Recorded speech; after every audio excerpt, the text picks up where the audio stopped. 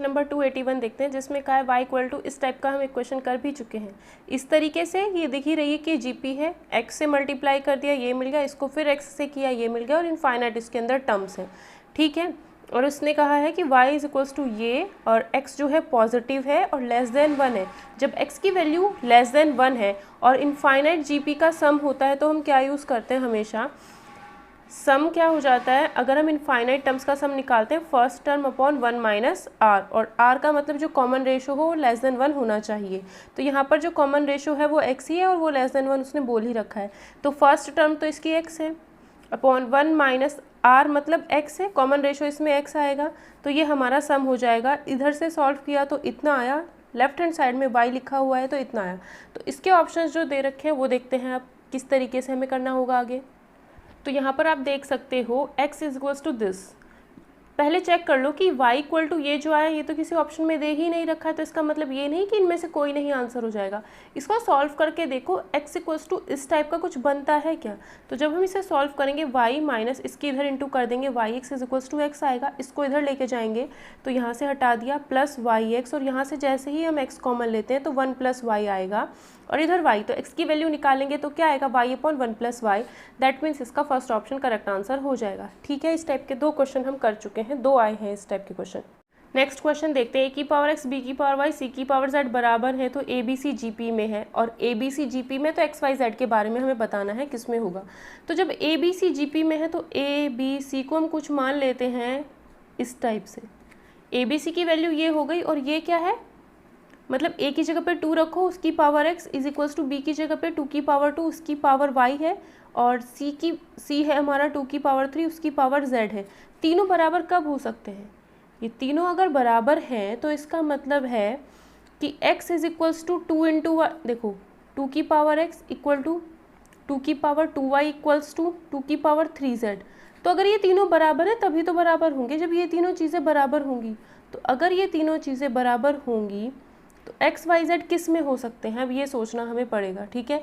x y z की अगर value 1 1 1 लेते हो, x y z 1, तो तीनों तो बराबर आएंगी नहीं भाई। जब 2 2 2 बराबर है तो उसकी पावर्स भी तो बराबर होंगी। ये तीनों बराबर कब हो सकते हैं, जब x को मैं 8 रखूँ, y को मैं 4 रखूँ, और y को मैंने 4 रख दिया, और z को मैं कितना रखूँगी।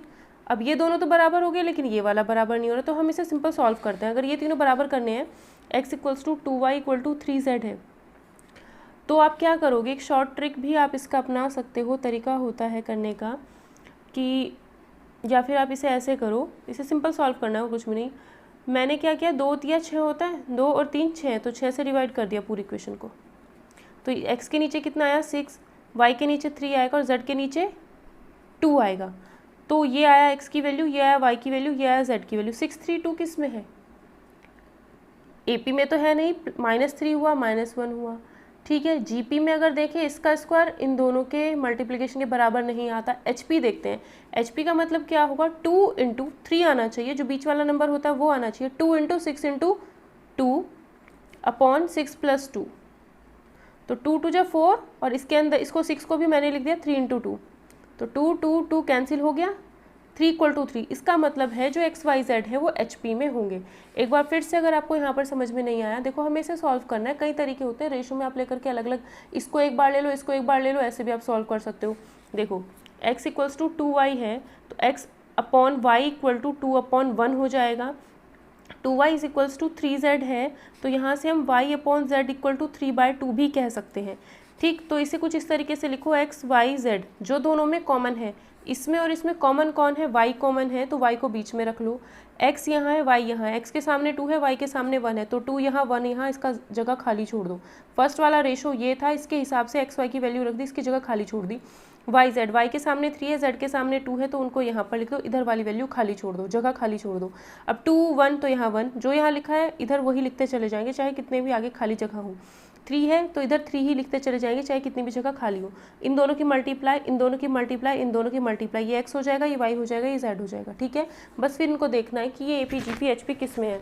HP में चेक करने के लिए क्या करते हैं, अगर 3 इन दोनों का, अगर ये तीनों HP में है, इसका मतलब ये जो होगा इन दोनों का हार्मोनिक मीन होगा 2 इंटू, कह सकते हैं कि y इक्वल टू होना चाहिए 2x z upon x plus z। वही चीज़, ये चीज़ फॉलो हुई यहाँ पर हो रही है, इसका मतलब ये HP में है। ठीक है। या फिर आप ऐसे भी कर सकते हो कि 2 और 3 था तो इन दोनों के मल्टीप्लाई करके क्या आता है 6, तो पूरी इक्वेशन को 6 से डिवाइड कर दो, x की वैल्यू यही हो जाएगी, y की वैल्यू 2 से कट जाएगा, 3 से कट जाएगा, z की वैल्यू वो हो जाएगी। ऐसे भी आप कर सकते हो। ये थोड़ा सा रेशियो प्रोपोर्शन का काम है तो वो थोड़ा सा आपको देखना होगा, ठीक है। चाहे आप ऐसे करो, अलग अलग मान के करो, चाहे ऐसे कर लो। नेक्स्ट क्वेश्चन देखते हैं, log base x a, log base x a, फिर है a की power x by 2 and log base b x, ये तीनों जीपी में है। अगर ये तीनों जीपी में है मतलब इसका स्क्वायर यानी a की पावर x ही आएगा जब आप इसका स्क्वायर करोगे, इज इक्वल्स टू इन दोनों के मल्टीप्लिकेशन के बराबर log base x a into log base b x. और इसको हम क्या लिख सकते हैं, log ऊपर वाला यहाँ लिख दो, जो बेस होता है उसे अलग करके लिख दो। इसको क्या लिख सकते हो, log x ऊपर रहेगा क्योंकि ऊपर वाला ऊपर रहता है, और जो नीचे होता है उसको नीचे लिख देते हैं। ये कैंसिल हो गया तो a की power x is equals to log a upon log b बचा, तो a की power x is equals to log a upon log b आता है। या फिर इसे आप ऐसे भी लिख सकते हो, log बेस b a, जो नीचे वाला है उसे बेस बना दो, जो ऊपर वाला है उसे वही रखो, ठीक है। तो a की पावर x इक्वल्स टू इतना आता है। तो ये पूछ क्या रहा है हमसे, तब हमें x की वैल्यू बतानी है।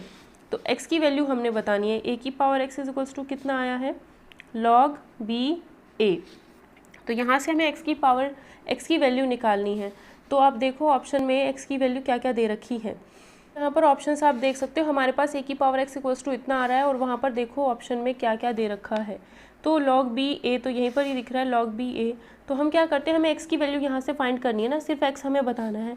तो जब हमें x लिखना है तो मैं क्या करती हूँ, दोनों साइड में log अप्लाई कर देती हूँ। लेकिन log जब मैं अप्लाई करूँगी तो बेस उसका a ही रखूँगी, क्योंकि a log बेस a की वैल्यू सेम हो जाती है। तो दोनों साइड में मैंने log बेस a अप्लाई किया। जैसे ही मैंने ये अप्लाई किया दोनों साइड में, इधर तो ये चीज़ आ गई, नंबर की पावर x है तो ये x हमारा बाहर आ जाता है, तो ये हमारा बाहर आ गया। log बेस a इसकी वैल्यू 1 हो जाती है, तो x की वैल्यू आ जाएगी log a log b a base a। तो फर्स्ट ऑप्शन इसका हमारा करेक्ट आंसर हो जाएगा। ए ही ऑप्शन में ये चीज़ दे रखी है तो ए ही ऑप्शन हमारा इसका करेक्ट आंसर होगा, ठीक है। ऐसा करते हैं ना, log e इसकी पावर x, तो इसकी वैल्यू 1 हो जाती है और x तो शुरू में आ ही जाता है। जब ऐसे करते हैं ना, log a की पावर x है तो x कहाँ आता है, हमेशा शुरू में आता है, ठीक है। तो वही चीज़ हमने यहाँ पर की थी। और जो है यहाँ पर बेस भी हमने b ही लेना है तक, क्योंकि ये दोनों सेम होंगे तभी तो इसकी वैल्यू 1 होगी, ठीक है। वही हमने यहाँ पर किया। नेक्स्ट क्वेश्चन देखते हैं, इसमें कहा है किसी भी AP की mth टर्म n है और nth टर्म m है। मतलब mth टर्म निकालोगे तो n और nth टर्म निकालोगे तो m, ये आपको डायरेक्ट याद होना चाहिए। फिर पूछता है उसकी rth टर्म बताओ, तो उसकी जो rth टर्म होती है वो हमेशा m plus n minus r होती है, हमेशा। तो ये आपको याद ही होना चाहिए। इससे पहले भी एक और क्वेश्चन हमने किया था, ठीक है, PQ वाला, वो भी आपको याद होना चाहिए। ये तो आपको डायरेक्ट याद होना चाहिए कि AM अगर n है, AM मतलब a plus m minus 1 into D होगा। जब mth टर्म है तो m यूज़ करेंगे, जब nth टर्म है जो कि m दे रखी है तो a plus n minus 1 into D करेंगे, ठीक है। तो यहाँ पे क्या हो जाएगा, इसमें से इसको माइनस करते हैं तो n minus m equal to, इसमें से इसे माइनस करेंगे तो m minus 1 minus n minus 1 common आ जाएगा d।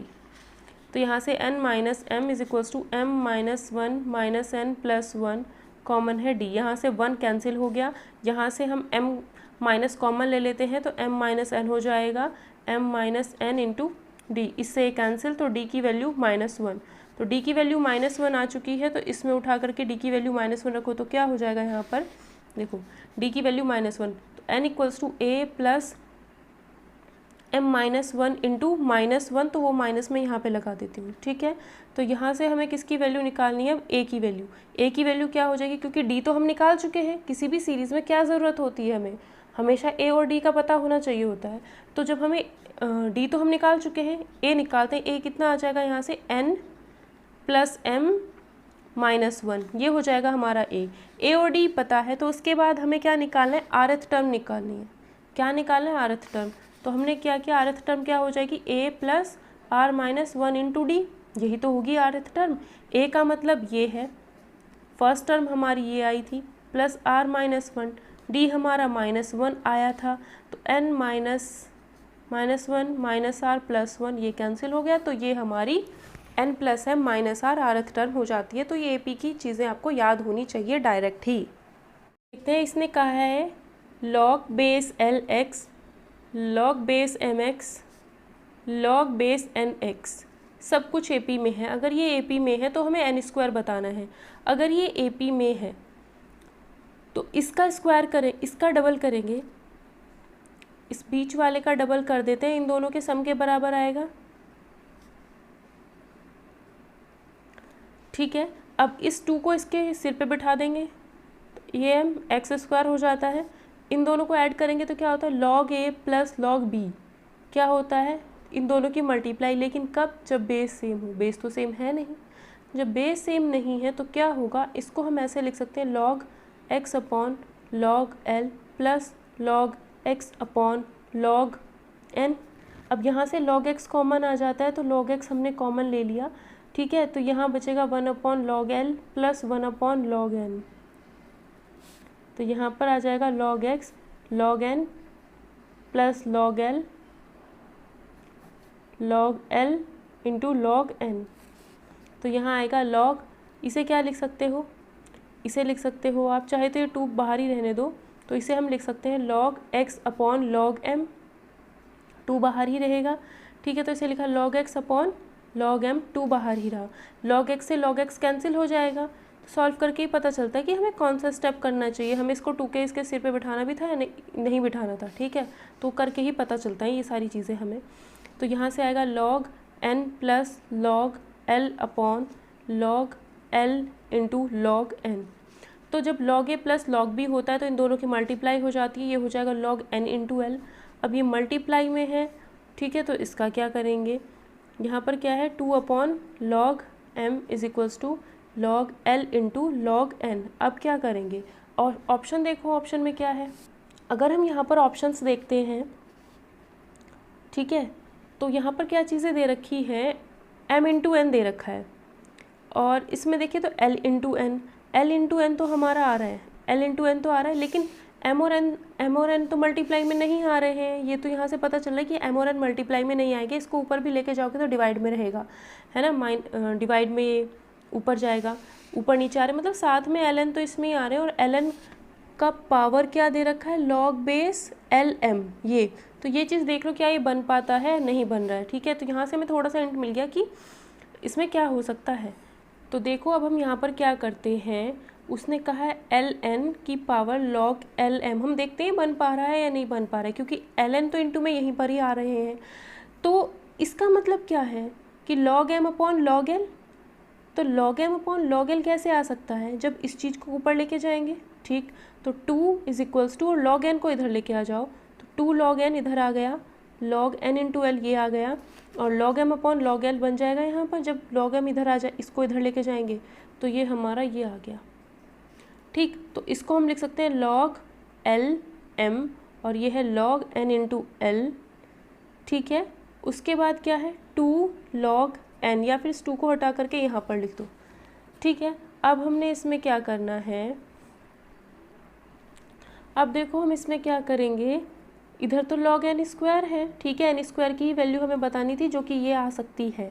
ठीक है, क्योंकि n इंटू l से हमें थोड़ा आइडिया मिल गया, और ये चीज़ भी इसमें बन रही है। तो अब हम क्या करेंगे, इसको log बेस l m को पहले लिखते हैं, log n l को ऐसे लिखते हैं। log से पहले ये जो चीज़ लिखी हुई है, ये इसके सर पर बैठ सकती है n l के, ये जो चीज़ है log से पहले लिखी हुई है तो इसके सर पे बैठ सकती है। तो इधर आ जाएगा log n l, और इसकी power log base l m, और इधर है log n स्क्वायर। जब दोनों साइड से log हटाओगे, एंटी लॉग करोगे, तो n square is equals to n into l की power log base l m आ जाएगा। ठीक है, तो इस क्वेश्चन को हमें इस तरीके से ही करना होगा। ये वाला क्वेश्चन आप खुद ट्राई कर सकते हो, और कमेंट सेक्शन में इसका आपको आंसर बताना है। ये क्वेश्चन ऑलरेडी हम पिछली वीडियोस में कर चुके हैं, तो इस वजह से मैं इस क्वेश्चन को अब दोबारा नहीं करा रही हूँ। आसान सा क्वेश्चन है, और कराया भी है ये क्वेश्चन मैंने। ठीक है, तो आप इसे खुद भी ट्राई कर सकते हो। क्वेश्चन देखते हैं, A B C A P में है। अगर A B C A P में है तो 2b equal to A plus c होता है। B c d g p में है, अगर b c d g p में है तो c square is equals to b d होगा। और फिर हमें बताना है, फिर कहा है c d e h p में है तो डी इक्वल टू होगा 2ce अपॉन सी प्लस ई। तो ए सी ई किस में होगा, ये हमें बताना है। ठीक है, अगर हम इसे मान के करें तो सोचना बड़ा मुश्किल हो जाएगा।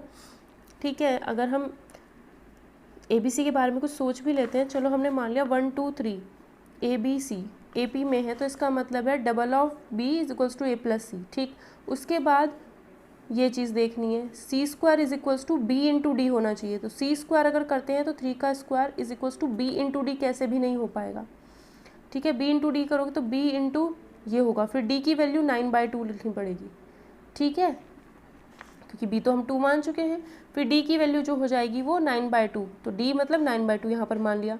फिर डी इज इक्वल्स टू अगर करते हैं तो 9/2 is equals to 2 into c, 2 into c का मतलब है 3 इंटू ई हमें खुद से मानना पड़ेगा, सी कितना है 3, तो इसे सॉल्व करके हम पहले ई की वैल्यू निकालते हैं। ठीक है, तभी हम बता पाएंगे ए सी ई किस में होंगे। तो 9 या 27 plus 9E is equals to 3 दूनी 6, 6 दूनी 12E। ठीक, तो ये हो जाएगा 3E इज इक्वल्स टू 27 या फिर E इक्वल टू आएगा 9। तो E भी हमें पता चल गया, वो पूछ रहा है ACE किस में होगा। A मतलब 1, C मतलब 3, E मतलब 9, तो मल्टीप्लाई बाय 3 यानी किस में होगा, GP में होगा। किस में होगा, GP में होगा। ठीक है, तो ये वाला जो आंसर हो जाएगा इसका GP आंसर हो जाएगा। तो अपनी मर्जी से मानना है, बट सोच सोच कर कि अगर हम AP वाली कंडीशन, GP वाली कंडीशन, HP वाली कंडीशन, ACE के बारे में बताना है क्या होगा। तो जब ये जो है AP वाली कंडीशन है तो 1 2 3 मान लो, सिंपल ABC AP में है तो ये कंडीशन है तो फॉलो करेगा इसको। ठीक है, फिर हम इस पे आते हैं, तो C तो हम मान ही चुके हैं 3 स्क्वायर इंटू 2, तो 2 के साथ में D की वैल्यू क्या रखेंगे फिर, तो D को D ही मान लो, यहाँ इस इक्वेशन से D निकल जाएगा 9/2। ठीक, अब उसके बाद इस कंडीशन में आओगे तो C3 मान रखा है, D 9/2 मान रखा है, E निकालना होगा, E निकाल लोगे इस इक्वेशन की हेल्प से। इस इक्वेशन में D 9/2 C रखोगे 3, E अपने आप निकल के आ जाएगा। तो A भी पता है, C भी पता है, E भी पता है, चेक करो किस में है, ये GP में दिख रहा है भाई, मल्टीप्लाई बाय 3 GP में दिख रहा है। ठीक है कि ACE GP में होगा, आंसर इसका B हो जाएगा। हमसे पूछ रहा है इनका योगफल, तो मैंने बता रखा है 1 cube plus 2 cube plus 3 cube plus 4 cube, ऐसे करते करते आप चाहे आप n नंबर्स का अगर योगफल निकालते हो, किसका, n नंबर्स, n का 1 2 3 मतलब किसी नेचुरल नंबर्स का क्यूब करने के बाद सम निकालते हो, तो वो हमेशा क्या आता है, n+1/2 का होल स्क्वायर आता है। कितना आता है, इतना आता है। लेकिन उसने कहाँ तक कहा है, 1 2 3 4 से लेकर n-1 तक, नहीं n क्यूब तक ही कह रहा है वो, n-1 का होल क्यूब फिर n क्यूब, n क्यूब तक का अगर वो पूछता है तो कितना आता है, n+1/2 का होल स्क्वायर। ए ऑप्शन इसका करेक्ट आंसर होगा। ये n-1 का क्यूब फिर n क्यूब भी इसी में ही शामिल है, एक ही है ये पूरा। ठीक है, तो इसका आंसर हमारा ए ऑप्शन करेक्ट आंसर होगा। तो ये तो फॉर्मूला होता है, वैसे तो हम डायरेक्ट इसको याद ही रखते हैं। अगर नहीं भी याद है तो आप ये चीज़ अप्लाई कर सकते हो कि मैं तो सिर्फ एक ही टर्म का सम निकालना है, तो अगर एक ही टर्म का सम निकालना है तो n की वैल्यू 1 रखोगे और 1 ही आना चाहिए। n की वैल्यू इसमें 1 रखने पर आपको 1 ही मिल जाएगा। ठीक है, इसमें n की वैल्यू 1 रखने पर आपको 1 मिलेगा, इसमें n की वैल्यू 1 रखने पर आपको फिर से 1 मिल जाएगा। तो ये तीनों ऑप्शन सेटिस्फाई हो रहे हैं। फिर हम क्या करेंगे, n की वैल्यू 2 रखते हैं। अगर n की वैल्यू 2 रखेंगे तो इन दोनों का सम देखना है, 1 + 8 9, n की वैल्यू 2 रखने पर 9 मिल जाना चाहिए। अगर मान लो 2 ऑप्शन फंस गए आपके पास, फिर n की वैल्यू 3 रखोगे तो 1 + 8 + 27 वो आना चाहिए फिर। ठीक है, इस तरीके से हम इसे चेक कर सकते हैं। अदरवाइज ये तो छोटा सा क्वेश्चन है, ये तो हमें याद होता ही है जनरली। देखते हैं, इसमें कहा है 3 समांतर श्रेणियों के n पदों का योगफल S1 S2 S3 है। S1 है, S2 है, S3 है। कितने पदों का योगफल है, n टर्म्स का जो सम है। 3 सीरीज़ है हमारे पास, first AP, second AP, third AP। तो फर्स्ट AP की सारी टर्म्स को ऐड करने के बाद S1 आता है, और तीनों में ही n टर्म्स हैं। तीनों में ही कितनी टर्म्स हैं, n टर्म्स हैं।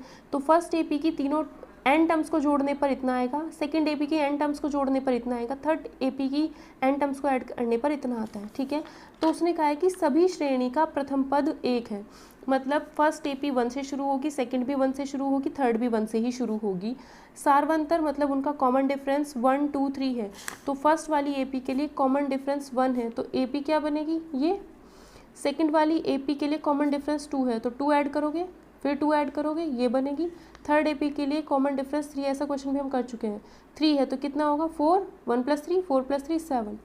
ठीक है, तो इस AP के n टर्म्स, तो n नहीं मानना हमने, हम क्या करना है, इसने कहा कि फर्स्ट AP के n टर्म्स, सेकंड के भी n, थर्ड के भी n टर्म्स का जो सम है वो S1 S2 S3 है। तो मैं कहती हूँ कि फर्स्ट AP का सिर्फ फर्स्ट टर्म का सम लो, तो फर्स्ट टर्म का सम तो 1 होगा, यानी S1 1 हो जाएगा। सेकंड AP की n टर्म्स का सम ना लेकर के सिर्फ 1 टर्म का सम लो, 1 लेंगे। थर्ड AP की भी n टर्म्स का सम ना लेकर के सिर्फ 1 टर्म का सम लो, तो 1 ही आएगा।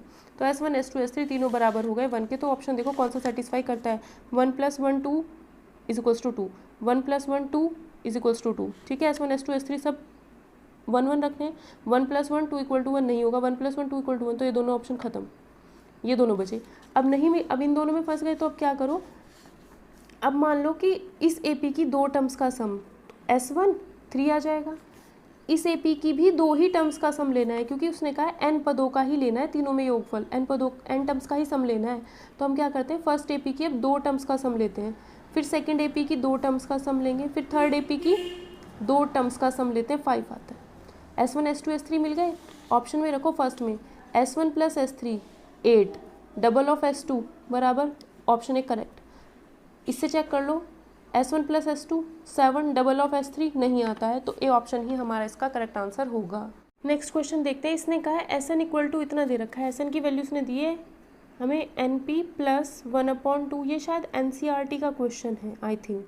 और उसने कहा है Sn जो है, ये Sn है हमारा उस श्रेणी के, यानी उस सीरीज़, उस सीक्वेंस के फर्स्ट n टर्म्स का सम है, शुरू के n पदों का योगफल या फिर उसकी जो स्टार्टिंग की n टर्म्स होंगी उनका सम हमें ये दे रखा है। तो अगर मैं n की वैल्यू 1 रखूँगी, मैंने कहा 1 2 3 ऐसे मैंने कोई AP बना दी, तो अगर मैं इसमें S1 निकालूंगी, S1 का मतलब क्या है, फर्स्ट टर्म का सम, फर्स्ट टर्म का सम मतलब फर्स्ट टर्म ही होती है। तो किसी भी AP के लिए जो उसकी फर्स्ट टर्म का सम होता है और जो उसका फर्स्ट टर्म होता है वो सेम होते हैं हमेशा। तो अगर मैं n की वैल्यू 1 रखूँगी यहाँ पर, तो वो D हमें कॉमन डिफरेंस पूछ रहा है यहाँ पर। ठीक है, तो वो पूछ रहा है कॉमन डिफरेंस क्या होगा। ठीक है, AP GP HP तो इसने ऑप्शन गलत लिखे हुए हैं, पहली बात तो यहाँ पर, तो D option correct answer choose करेंगे हम यहाँ पर, क्योंकि देखो जब हम इसकी फर्स्ट टर्म का सम निकालते हैं तो S1 आएगा, और जो फर्स्ट टर्म का सम होता है वही किसी भी AP की फर्स्ट टर्म होता है। तो जब आप n की वैल्यू 1 रखोगे तो ये तो 0 हो जाएगा, यहाँ पर P आएगा। फिर स्टार्टिंग की 2 टर्म्स का सम निकालते हैं तो n की वैल्यू 2 आएगी, स्टार्टिंग की 2 टर्म्स का सम मतलब A1 + A2। ठीक है, और यहाँ पर 2 रखोगे तो क्या आएगा, 2P, प्लस यहाँ पर 2 रखोगे, यहाँ पर 2 रखोगे तो ये 1 आएगा, 2 × 1 2, और फिर 2 से कैंसिल Q। अब ये क्या है, A1 + A2 कितना आ रहा है, मतलब first term plus second term = इतना आता है, और फर्स्ट टर्म P है, फर्स्ट टर्म अगर P है तो ये A1 इधर जाके माइनस हो जाएगा, तो 2P + Q - P, या फिर P + Q आता है, तो A2 हमारा कितना आ जाता है, P + Q। फर्स्ट टर्म इतनी है, सेकंड टर्म इतनी है, तो A2 - A1 अगर हम निकालेंगे तो कितना हो जाएगा, P + Q - P, यानी Q हो जाएगा। तो यहाँ पर कॉमन डिफरेंस कितना हो जाता है, A2 - A1 ही तो होता है कॉमन डिफरेंस। तो यहाँ पर जो फर्स्ट सेकंड में से फर्स्ट टर्म को माइनस कर दो तभी तो कॉमन डिफरेंस आता है, वो कितना हो जाएगा, Q हो जाएगा। तो ऑप्शन इसका क्या होगा, D करेक्ट आंसर होगा, क्योंकि AP GP HP थोड़ा ही ना हमने लिखना है, हमें बताना है कि कॉमन डिफरेंस है ये। ठीक है, ये क्या है, कॉमन डिफरेंस Q होगा इसमें। ठीक है, समांतर श्रेणी तो उसने खुद नहीं बोल रखा है, तो AP GP HP नहीं, इसमें PQ करके कुछ ऐसे ऑप्शंस बनाने चाहिए थे इसको, या फिर इसने बोल ही दिया इनमें से कोई नहीं, तो हम वही टिक करेंगे, none of these. D option correct answer होगा, और वैसे इसका कॉमन डिफरेंस Q हो जाएगा। ठीक है, क्वेश्चन देखते हैं, इसमें कहा है यदि किसी गुणोत्तर श्रेणी यानी GP के फर्स्ट 3 टर्म्स का सम और फर्स्ट 6 टर्म्स का सम इस रेशो में है, तो फर्स्ट 3 टर्म्स का सम, अगर कोई GP है उसका फर्स्ट टर्म R A है, कॉमन रेशो R है, तो यहाँ पर सम क्या होगा, A × 1 - R⁴n अपॉन, क्योंकि यहाँ पर जो वैल्यूज़ दे रखी हैं वो 1 से छोटी हैं सारी, इसका मतलब कॉमन रेशो 1 से छोटा होगा, तो 1 - R⁴n बाहर नहीं आता, R⁴n अपॉन 1 - R, ये वाला होता है हमारा सम का फॉर्मूला। ठीक है, तो हम क्या करेंगे, अगर 3 टर्म्स का सम निकालना है तो S3 ये हो जाएगा, इसकी जगह पे लिखेंगे A × 1 - R⁴n अपॉन 1 - R। ठीक, और यहाँ पर रखते हैं तो A upon 1 - R⁴n upon 1 - R, n की वैल्यू यहाँ पर 3 है तो यहाँ 3 हो जाएगा, यहाँ पर 6 है तो n की वैल्यू यहाँ पर 6 हो जाएगी। ठीक है, = 125 अपॉन 152 है, तो ये तो कैंसिल हो गया, क्या बचता है, सिर्फ 1 - R⁴3 अपॉन 1 - R⁴6, 125 अपॉन 152। अब हम कह सकते हैं कि इसको मैं लिख सकती हूँ 1 - R⁴3 ऊपर है इसको मैं लिख सकती हूँ 1 माइनस आर की पावर 3 1 प्लस आर की पावर 3। कर सकते हैं नहीं, मैंने लिख दिया इसको आर की पावर 3 का स्क्वायर और 1 को भी स्क्वायर लिख दिया। तो ए स्क्वायर माइनस बी स्क्वायर का फॉर्मूला लगा करके ये लिख सकते हैं। तो ये हो गया इतना, कैंसिल हो गया ये। तो क्या बचा, सिर्फ 1 प्लस आर की power 3 is equals to 152 upon 1 plus 125। अब आर चाहे तो आप इसे सॉल्व कर लो, आर क्यूब कितना आएगा, या ऑप्शन से आर की वैल्यू रख करके सेटिस्फाई करा के भी देख सकते हो। तो ये आएगा 152 माइनस 125 अपॉन 125, 1 इधर लेके चले गए और आगे सॉल्व कर दिया। तो ये आएगा 27/125 आर क्यूब। तो जब आप इसे सॉल्व करोगे तो ये क्या होगा 3/5, आर आ जाएगा 3/5, क्योंकि ये 3 का क्यूब है, 5 का क्यूब है। तो इसको लिख देंगे 3/5 का होल क्यूब। क्यूब से क्यूब हट जाएगा, दोनों साइड क्यूब रूट ले लेंगे तो 3/5 यानी 3/5 इसका करेक्ट आंसर हो जाएगा। ठीक है, देखते हैं अगर A B C A P में है उसका मतलब क्या हुआ, 2b equal to A plus C, first condition.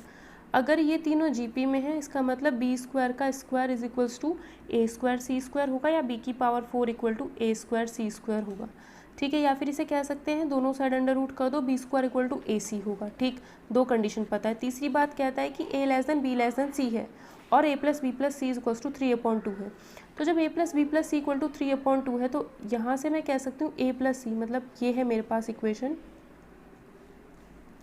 तो ए प्लस सी को 2b रख दूँ, ए प्लस सी को 2b रख दूँ, ए प्लस सी को 2b रखा, प्लस बी था 3b/2। इसे आप सॉल्व करोगे तो बी की वैल्यू 1/2 आ जाएगी। बी आ गया मेरे पास 1/2, बी इक्वल टू 1/2 यहाँ पर रख देते हैं। तो ये आएगा 1/4 इज इक्वल्स टू ए सी। ठीक है, तो यहाँ से क्या आ जाता है हमारे पास, ए सी कितना आ जाता है 1/4 आ जाता है। तो जब मेरे पास ए सी 1/4 आ गया, या फिर आप इसको ऐसे ही लिखो कि देखो b की पावर 4 इक्वल टू ए सी का होल स्क्वायर आ रहा था यहाँ से, तो b की जगह 1/2 रखा तो ये हो जाएगा 2 दूनी 4 दूनी 8 दूनी 16, b की पावर 1/2 की पावर 4 करोगे तो इतना आएगा इक्वल टू ए सी का स्क्वायर। तो यहाँ से ए सी की वैल्यू क्या आ जाएगी प्लस माइनस 1/4। ठीक है, तो इसलिए मैंने ये चीज़ नहीं की। तो यहाँ से डायरेक्ट ये step, then A C equal to आएगा प्लस माइनस 1/4। अब ए सी की वैल्यू मेरे पास इतनी आ चुकी है। ठीक है, और ए प्लस सी मुझे पता है कितना है 2b, और ए प्लस सी कितना है 2 इंटू बी की वैल्यू 1/2, तो ए प्लस सी भी मुझे पता चल गया 1 है।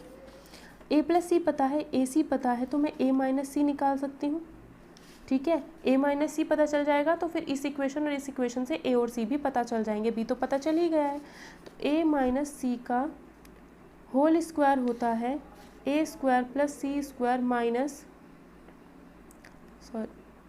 इसे ऐसे लिखो, ए माइनस सी का होल स्क्वायर होता है ए प्लस सी का होल स्क्वायर माइनस 4ac। ए प्लस सी का होल स्क्वायर 1 का स्क्वायर माइनस 4 इंटू ए सी का मतलब 1/4। तो पॉजिटिव वैल्यू ले ली हमने 1/4 फिलहाल। ए माइनस सी का होल स्क्वायर इक्वल टू, तो इसे सॉल्व करते हैं, 1 माइनस 1 0 आ जाता है, माइनस सी का होल स्क्वायर इक्वल टू 0। तो यहाँ से ए की वैल्यू सी आ जाएगी। तो ए की वैल्यू हमारे पास कितनी आती है, सी आती है। तो ए और सी जब दोनों बराबर हैं, ये दोनों बराबर हैं, तो आधा आधा होना चाहिए इनके पास। तो या फिर ए की जगह पे सी रख दो, तो 2c इक्वल टू 1/2 1 आएगा और c 1/2 आ जाएगा। तो यहाँ से हमने देखा a कितना आता है 1/2, इतना ही b आता है और इतना ही c आता है, तीनों बराबर आते हैं। तीनों क्या आते हैं हमारे पास a/2, a और b और c तीनों ही हमारे पास बराबर आ जाते हैं। ये चीज़ हम ऐसे भी सोच सकते थे कि अगर 2b equal to a plus c है, ABC अगर AP में है तो 2b equal to a plus c होता है, और a square b square C square अगर GP में है तो इसका मतलब है b की पावर 4 इक्वल्स टू ए सी का होल स्क्वायर होगा। या फिर इसका दोनों साइड अंडर रूट कर रहे थे तो b स्क्वायर इक्वल टू ए सी। वही 3 नंबर AP में भी हैं, वही 3 नंबर GP में भी है। तो ऐसा तभी पॉसिबल है जब ABC तीनों बराबर हों। ऐसा कब पॉसिबल है, जब तीनों बराबर हों। ठीक है, लेकिन हमें ये नहीं पता था कि ABC की वैल्यू क्या होगी। ABC की वैल्यू को निकालने के लिए ही हमने इतना बड़ा प्रोसीजर किया। ठीक है, तो यहाँ से हमें ये चीज़ तो हमें इन दोनों से पता चल गई। बाकी हमने क्वेश्चंस को सॉल्व किया तो ABC की वैल्यू तीनों बराबर आ गई और इतनी हमारे पास आ गई है।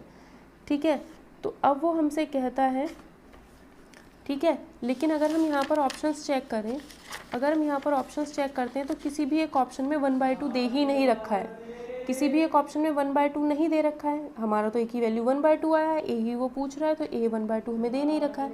तो यहाँ पर एक कंडीशन और भी थी कि -1/4। क्या कंडीशन थी ए सी की? -1/4। जब हम +1/4 लेके चले थे तो 1/2 आया, जो कि ऑप्शन में नहीं है ए की वैल्यू। अब यहाँ पर क्या है, ए सी की वैल्यू -1/4। तो जब ए सी की वैल्यू हम -1/4 लेते हैं तब क्या होगा, ए सी की वैल्यू अगर -1/4 लेते हैं तो सी की वैल्यू -1/4a आ जाएगी यहाँ से। तो सी की वैल्यू कितनी आती है? -1/4a। और हमें पता है a plus C equal to कितना आ रहा था? 1।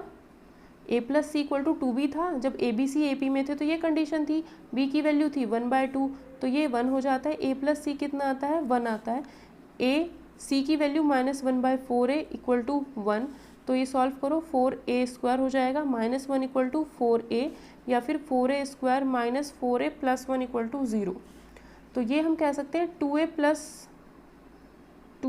1 का होल स्क्वायर हो जाएगा, 4² हाँ, ये जो हो जाएगा 2a - 1 का होल स्क्वायर हो जाएगा। इसको आप 0 रखोगे तो a की वैल्यू फिर से 1/2 ही आ रही है। ठीक है, सॉरी यहाँ पर ये -1 है, ये नहीं हो पाएगा, सॉरी यहाँ पर ये -1 है ना, इसको लेफ्ट हैंड साइड में लेके गए, -1 आया, ये हमारी इक्वेशन बनी। इसको हम सॉल्व करके ए की वैल्यू निकालते हैं।